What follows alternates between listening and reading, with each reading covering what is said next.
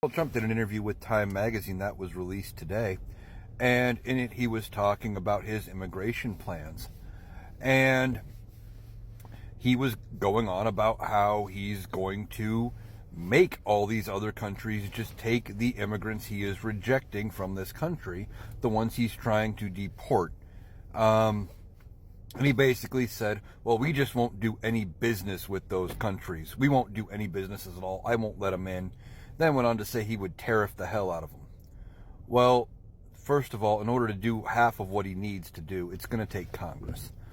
Okay, the tariffs, he can't impose them for long. I think it's like 5 months without congressional approval. And if Congress doesn't approve extending those tariffs, they fall off. And I don't know if he can just reapply them using the same language after a few days, or, there's some nuance there that I'm not aware of.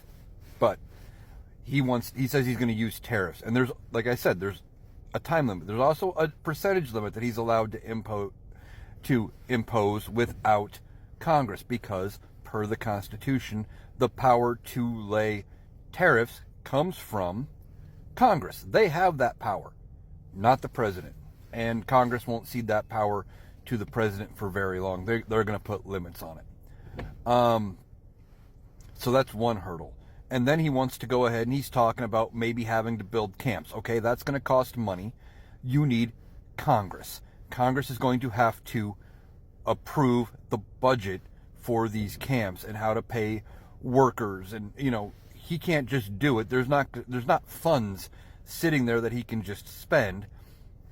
We're not operating with a government surplus and money in the treasury. We're operating at a deficit with a national debt.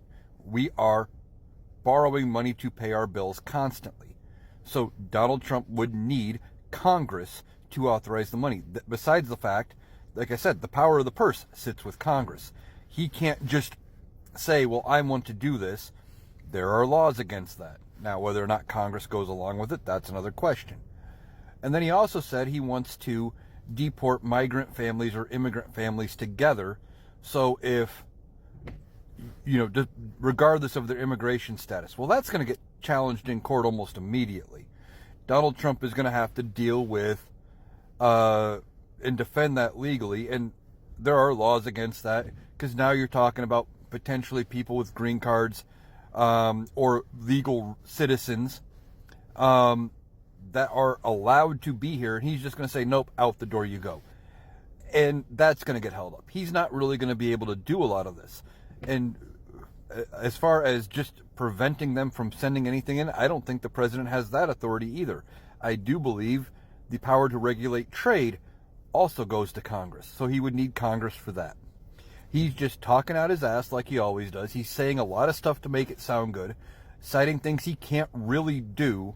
And ultimately, what he may end up doing is deporting a few of the people who are already gotten caught. They've already faced their court date, and they're just awaiting deportation. He'll probably send those out, make a big spectacle of it, and declare victory and overblow the numbers. That's probably what he'll do. But once again, he's overplaying his hand because he just doesn't have the power to do what he said, and they don't have the margins in Congress to really pass a lot of this. And I don't think Congress is going to go along with a lot of this, because it's going to take a lot of spending, and they've been talking about cutting spending, not increasing it. So we'll see what happens, but I think it's all bluster at this point.